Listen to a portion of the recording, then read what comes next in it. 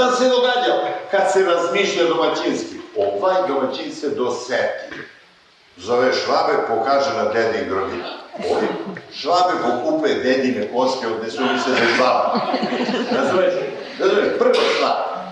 Dobio je par od Švabe. Prva stvar. Druga stvar.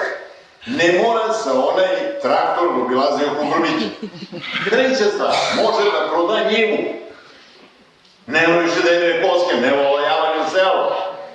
I četvrta stvar, nema izdatak za zadušnice, za sveće, za ovo, za ovo.